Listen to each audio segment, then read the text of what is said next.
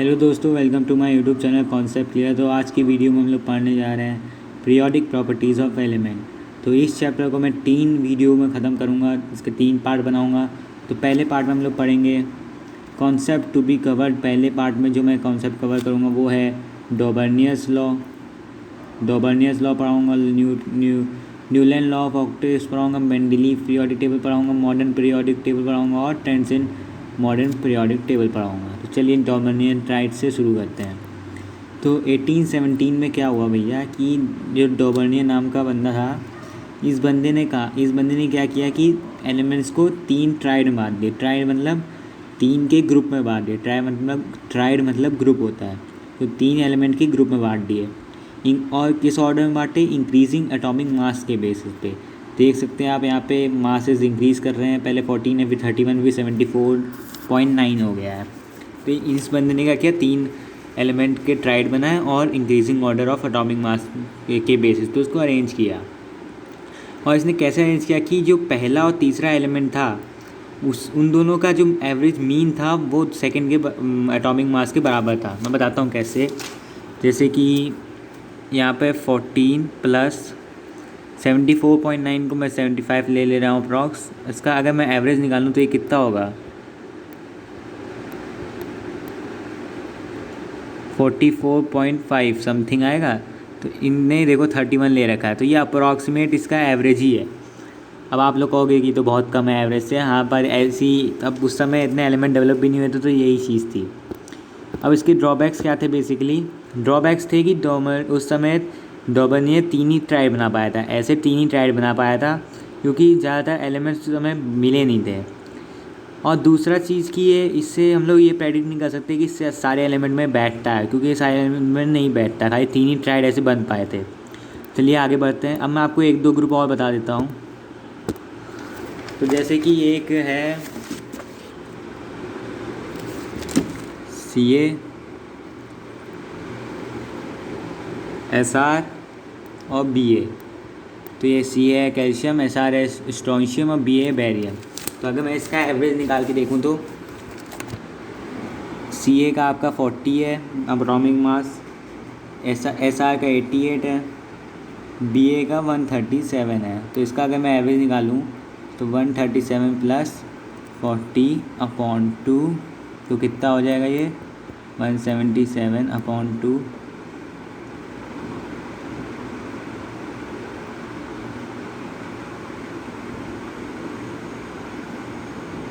तो आप देख सकते हो ये वाला जो चीज़ है ये एकदम बराबर बैठा है इसके। 80 सिर्फ 0.5 का अंतर है। तो ऐसे 3 ही ग्रुप बना पाए थे। दूसरा ग्रुप था, मैं आपको अब तीसरा ग्रुप बता देता हूँ। तीसरा ग्रुप था आपका Cl, Br और I। Cl आपका क्लोरीन हो गया, Br आपका ब्रोमीन हो गया, I आपका आयोडीन हो गया। तो Cl का जो एटॉमिक मास है वो 35 है, Br का 80 है, I का 127 है। तो अगर मैं इसका निकालूँ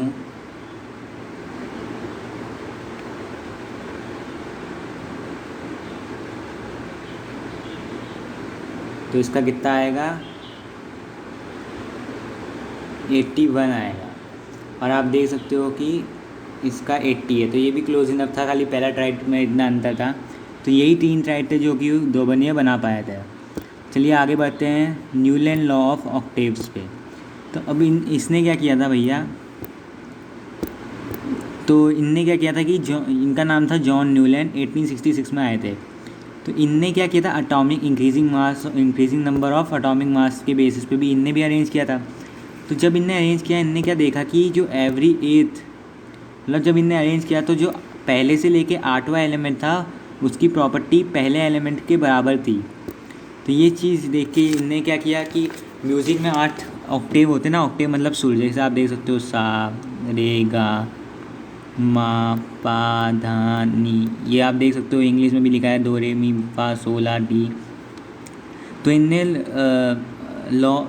लॉ ऑफ ऑक्टेव नाम दे दिया, क्योंकि ये सुरों की तरह मैच करे। क्योंकि इसके बाद यही चीज़ शुरू हो जाती ना, इसके बाद फिर डो, रे, मी, फा, सो, ला, टी, फिर 2 आएगा, फिर 2 आएगा, ठीक है ना। वैसे ही ये चीज़ें घूम के फिर वही प्रॉपर्टी ला रहे थे एलिमेंट, इसलिए इनने ये नाम रखा। अब न्यूलैंड लॉ की अगर हम बात करें तो जो ड्रॉबैक्स थे न्यूलैंड की लॉ ऑफ ऑक्टेव का, वो क्या था?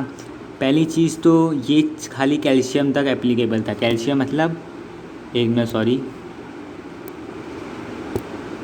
कैल्शियम मतलब 20 एटॉमिक मास जिनका 20 है, खाली 20 एटॉमिक मास तक ही एप्लीकेबल था। उसके आगे वाले एटॉमिक नंबर पे ये लॉ काम नहीं किया था। तो और दूसरा क्या ड्रॉबैक था? दूसरा ड्रॉबैक था कि उस समय जो इतने एलिमेंट डेवलप नहीं हुए थे, डिस्कवर नहीं हुए थे।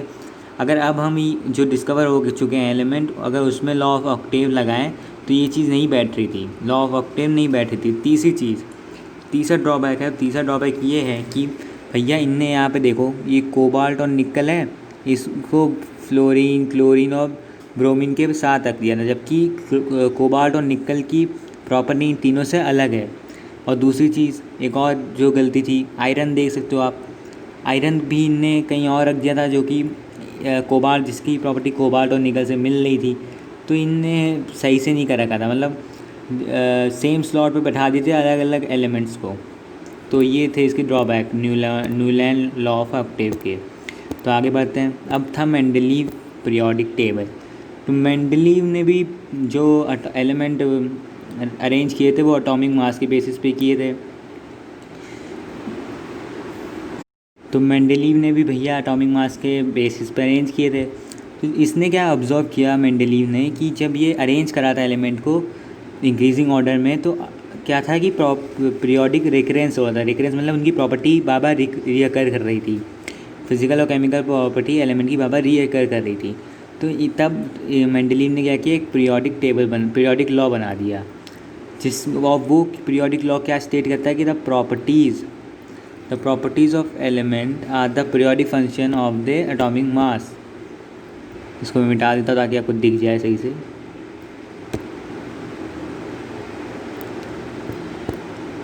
तो क्या बोला था कि the properties of element of the periodic function of the atomic मास, और इसी के बेसिस पे मेंडलीव ने अपना पीरियोडिक टेबल बनाया।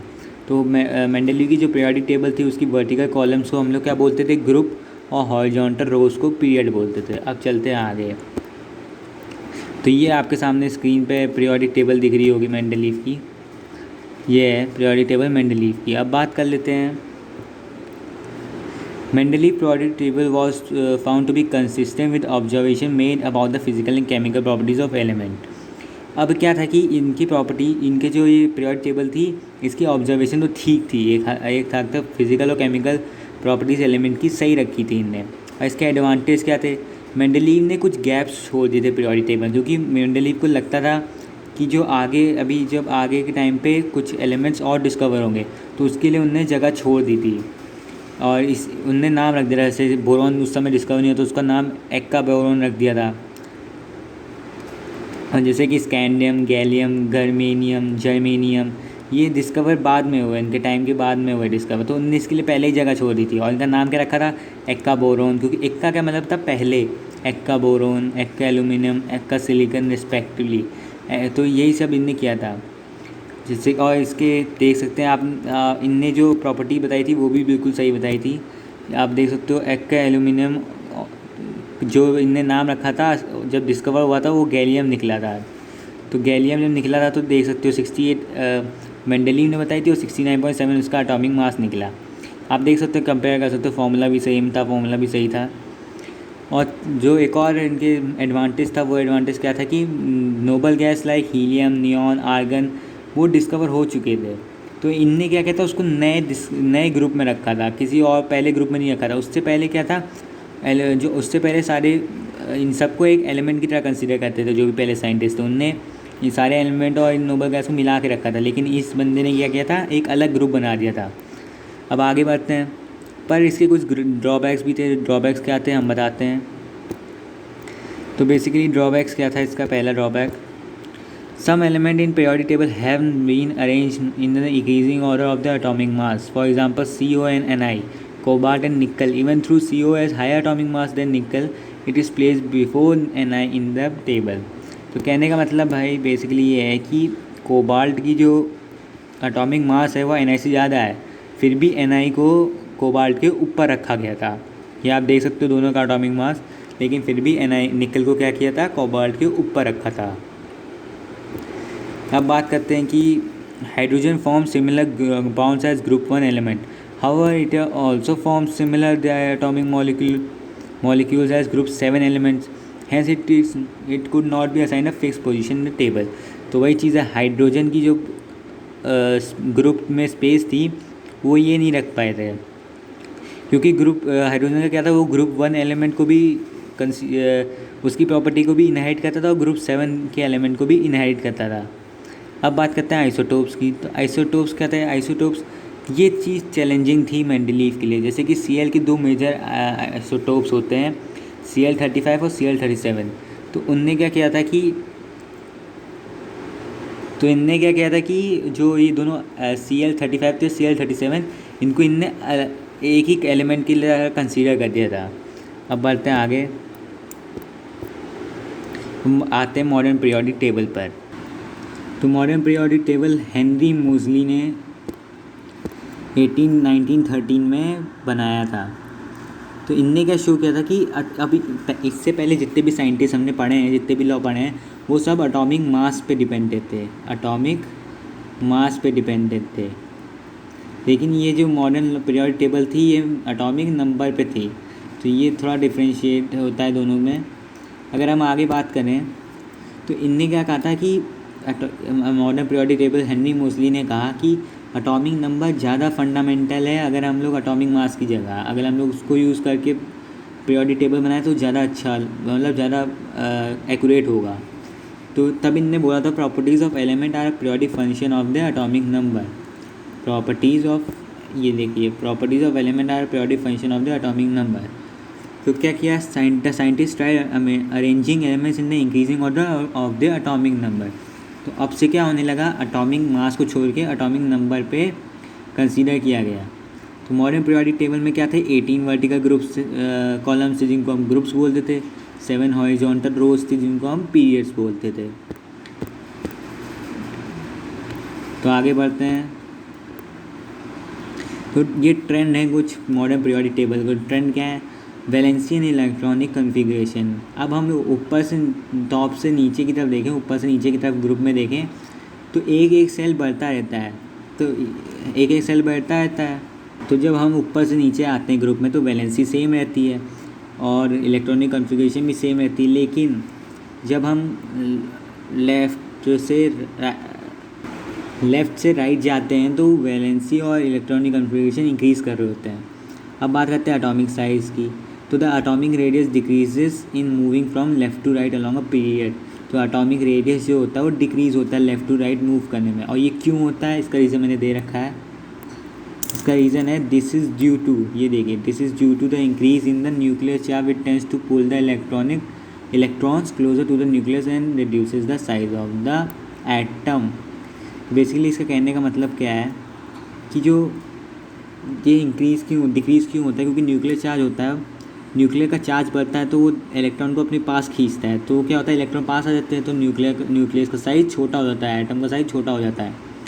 और एटॉमिक साइज़ ग्रुप के नीचे, जब ग्रुप ऊपर से नीचे जाते तो इंक्रीज़ होता है, एटॉमिक रेडियस डिक्रीज़ होता है, एटॉमिक साइज़ इंक्रीज़ होता है। और ये क्यों होता है, एटॉमिक साइज़ क्यों इंक्रीज़ होता है, अब इसकी बात करते हैं। ये इसलिए होता है क्योंकि एक एक सेल बढ़ती रहती है। जब हम लोग ऊपर से नीचे जाते तो एक एक सेल बढ़ती रहती है। तो the increase in the distance between the outermost electron and nucleus so that the atomic size increases in spite of the increase in nuclear charge. ये मैंने आपको बताया अभी। अब बात करते हैं मेटालिक और नॉन मेटालिक प्रॉपर्टीज़ की। तो मेटालिक करैक्टर जो होता है वो डिक्रीज़ करता है अक्रॉस अ पीरियड और इंक्रीज़ करता है down a group. These metal are found towards the left bottom side of the periodic table, by the non metal कहाँ फाइंड होता है, टॉप राइट हैंड साइड में। अब इन द मिडल में क्या होता है, पीरियोडिक टेबल के बीच में हमारे मेटलॉइड्स आते हैं। मेटलॉइड्स क्या होते हैं, मेटलॉइड्स वो होते हैं जो मेटल और नॉन मेटल दोनों की प्रॉपर्टी इनहेरिट करते हैं। कुछ एग्जांपल उसके हैं boron, silicon, germanium, arsenic, antimony, tellurium, ये आप देख सकते हो, पोलोनियम, ये है यहाँ पे। इलेक्ट्रोनेगेटिविटी की बात करें तो वो इंक्रीज़ करती है लेफ़्ट से राइट जाने में in the period and decreases down a group. तो इसी के साथ हमारी आज के पार्ट 1 ख़त्म होती है। मैं पार्ट 2 भी इसकी जल्दी ही लाऊँगा। तो अगर आपको वीडियो पसंद आई हो तो लाइक शेयर सब्सक्राइब कर दीजिएगा। Thanks for watching.